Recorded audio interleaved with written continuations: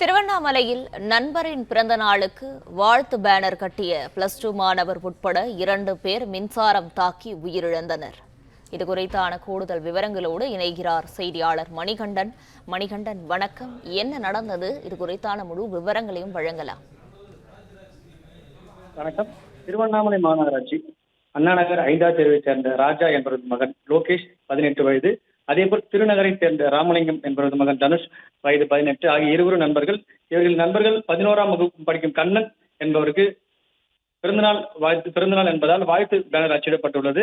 மேலும் அச்சிடப்பட்டுள்ள வாழ்த்து பேனரை நேற்று இரவு சுமார் 10 மணி அளவில் திருவண்ணாமலை மலரூர்பேட்டை சாலையில் உள்ள மின்மாற்றியில் ஆபத்தை உணராமல் அனுமதி பெறாமல் கட்டியுள்ளனர். அப்போது எதிர்பாராத விதமாக மின்மாற்றியில் இருந்த மின் கம்பியின் பேனர் ஒட்டப்பட்ட இரும்பு சாரம் உரசி லோகேஷ் மற்றும் தனுஷ்குமார் ஆகிய இருவரும் மீது மின்சாரம் பாய்ந்துள்ளது. இதில் 2 பேரும் சம்பவ இடத்திலே துடிதுடித்து பரிதாபமாக பலியாகியுள்ளனர்.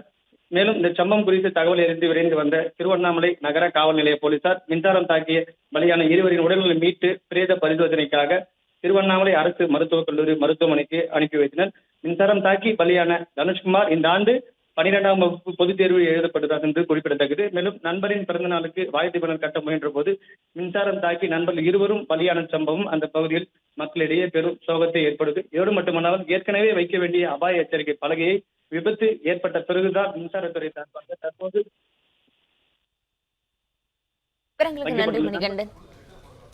பிளே ஸ்டோர் மற்றும் ஆப் ஸ்டோரில் இருந்து பாலிமர் செயலியை QR கோடு மூலம் பதிவிறக்கம் செய்யுங்கள்.